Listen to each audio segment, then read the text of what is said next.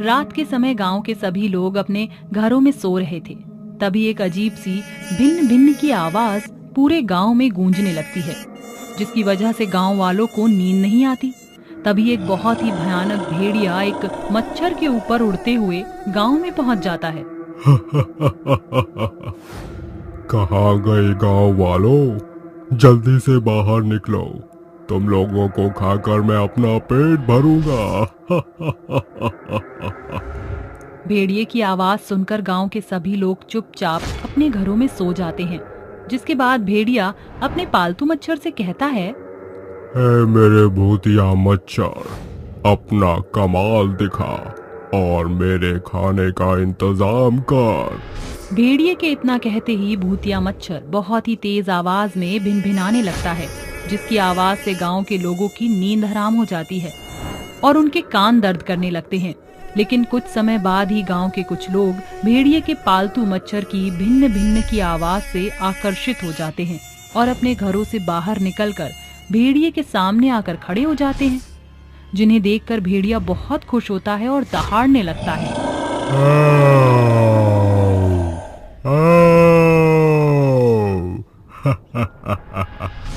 शाबाश मेरे मच्छर, आज तूने तो कमाल ही कर दिया। तेरी ही वजह से मैं पेट भर के खाना खा पाऊंगा। इंसानों को देखते ही भेड़िया उनके ऊपर झपट्टा मार देता है और उनको चीर फाड़ कर खाने लगता है और कुछ बचा हुआ अपने भूतिया पालतू मच्छर के सामने फेंक देता है। जिसके बाद मच्छर भी इंसानों को खा जाता है और कुछ ही देर में भेड़िया अपने पालतू मच्छर के साथ वहां से गायब हो जाता है और जंगल के बीचों बीच एक हवेली में जाकर आराम से सो जाता है। अगले दिन सुबह गांव में चारों तरफ लोगों की हड्डियां पड़ी होती हैं और जो लोग जिंदा होते हैं वो उन सब को देखकर आपस में बातें करने लगते हैं। अरे भाई, ये सब क्या हो रहा है? देखो तो जरा, पूरे गांव में लाशों का ढेर लगा हुआ है। मुझे तो कुछ समझ ही नहीं आ रहा। अरे हमारी जिंदगी में तो भौकाल आ गया है। अपना बोरिया बिस्तर उठाओ और यहाँ से चलते बनो, नहीं तो रात के समय वो जंगली भेड़िया आएगा और हम सबको खाकर चला जाएगा। अरे मनोज भाई, तुम क्या सोच रहे हो? तुम भी अपनी कोई राय दो ना। भाई मैं ये सोच रहा हूँ कि आखिर ये जंगली भेड़िया आया कहाँ से और ये हमारे गांव के लोगों को क्यों मार रहा है? आखिर इससे हमसे क्या दुश्मनी हो सकती है? रात को मैंने उस भेड़िए को उसके पालतू मच्छर के साथ उड़ते हुए जंगल की तरफ जाते हुए देखा था।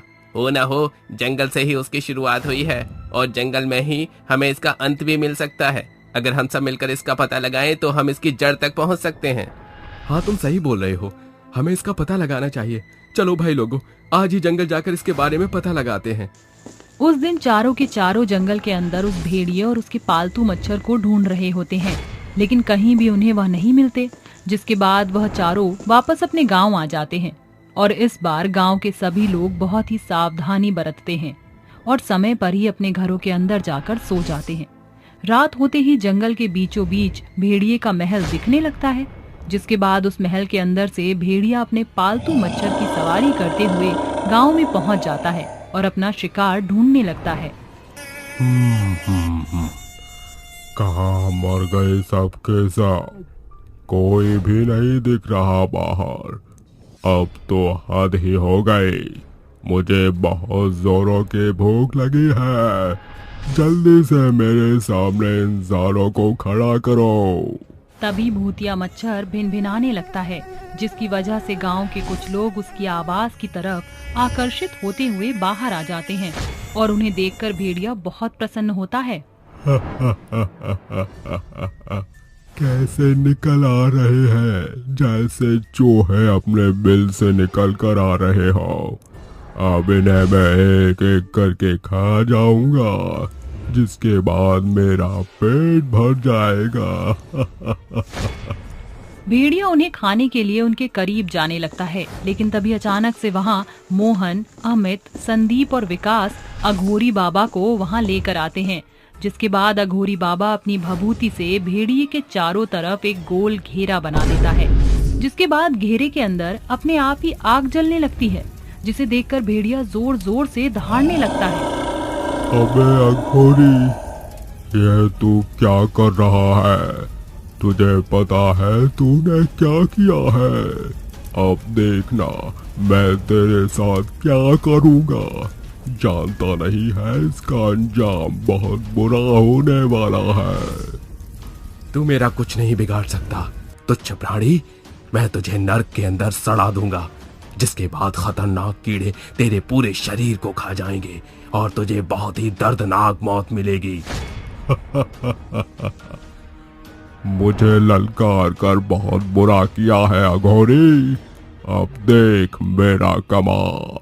तभी भेड़िया अपने पालतू मच्छर से कहता है, मेरे पालतू मच्छर, इनमें से कोई भी बचना नहीं चाहिए, सबके सबको मार दो। भेड़िए के ये कहते ही भूतिया मच्छर दोबारा से भिनभिनाने लगता है और उड़ उड़ कर गाँव के लोगों को अपना डंक मारने लगता है। ये सब देखकर अघोरी बाबा गुस्से में आ जाता है और जिसके बाद वह अपने मंत्र का जाप करने लगता है। ओम नमो नमो नमो शिरोमणि मच्छर भस्म हो स्वाहा।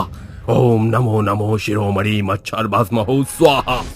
जैसे ही अघोरी बाबा मंत्र का जाप करते हैं, भूतिया मच्छर अपने आप ही जलने लगता है, जिसके बाद वह जलते जलते भस्म हो जाता है। ये सब देखकर भेड़िया गुस्से से अघोरी बाबा के ऊपर दहाड़ने लगता है और उनसे कहता है, अरे अघोरी के बच्चे, तूने ये क्या कर दिया? तूने मेरे पालतू मच्छर को ही मार दिया। हाँ, मैंने मार दिया। अब मुझे तू बता कि तू यहाँ क्या कर रहा है और इन गांव वालों को क्यों परेशान कर रहा है? कहाँ से आया है तू आखिर? ये कुछ समय पहले की बात है, जब मैं जंगल में घूमा करता था। लेकिन उस काली रात में जंगल में घूमते घूमते जंगल के बीचों बीच पहुंच गया, जहां मैंने एक बहुत ही बड़ा महल देखा। मैं उसके अंदर घुसा तो बहुत ही ठंडा माहौल था, चारों तरफ मशाल जल रही थी। चलते चलते मैं महल के काफी अंदर पहुंच गया था, जहां एक तांत्रिक बुरी शक्तियों को प्राप्त करने के लिए एक यज्ञ कर रहा था। मैं वहीं खड़ा हुआ चुपचाप उसे देख रहा था। उसने अपनी अग्नि में एक भूतिया मच्छर को बाहर निकाला, जिसके बाद वो उसे देखकर बहुत डर गया था। मैं वहां से भाग ही रहा था, इतने में मेरा हाथ एक कलश के ऊपर लगा और वो गिर गया, जिसकी आवाज सुनते ही तांत्रिक ने मुझे पकड़ लिया और उसने अपनी शक्तियों का इस्तेमाल मेरे ऊपर भी कर दिया। उसने मुझे इंसान से भेड़िया बना दिया। जब से मैं भेड़िया बना हूँ, मुझे लोगों को खाकर ही शांति मिलती है। तुम्हारे साथ जो भी हुआ बहुत ही गलत था, लेकिन इसमें तुम्हारी ही गलती थी। कभी भी रात के समय अनजान जगहों पर घूमना नहीं चाहिए, वरना उसका अंजाम हमेशा बुरा ही होता है। अब तुम यहाँ से हमेशा हमेशा के लिए चले जाओ, इसी में तुम्हारी भलाई है। मैं यहाँ से कहीं नहीं जा सकता। अगर मैं यहाँ से कहीं चला गया तो मैं भूखा ही मर जाऊंगा। मेरे पास और कोई चारा नहीं है इन गांव वालों को खाने के अलावा। अगर तुम मुझे मुक्त कर सकते हो तो मुझे मुक्ति दिला दो। भेड़िए की बात सुनकर अघोरी बाबा गांव वालों से मुक्ति की सामग्री को मंगवाते हैं, जिसके बाद वो भेड़िए को मुक्ति दिलाने के लिए एक यज्ञ शुरू करते हैं। यज्ञ की अग्नि में अघोरी बाबा भेड़िए को पूजन के लिए कहते हैं, जिसके बाद जैसे ही भेड़िया अग्नि के अंदर छलांग लगाता है, वह अग्नि के साथ ही कहीं गायब हो जाता है, जिसके बाद उसकी आत्मा को मुक्ति मिल जाती है। और वहीं दूसरी तरफ जंगल के बीचों बीच बना महल अपने आप ही जलने लगता है और जलकर राख हो जाता है। अब गांव में ना तो किसी भेड़िए का साया होता है और ना ही किसी भूतिया मच्छर का। गांव के सभी लोग फिर से एक खुशहाल जीवन जीने लगते हैं।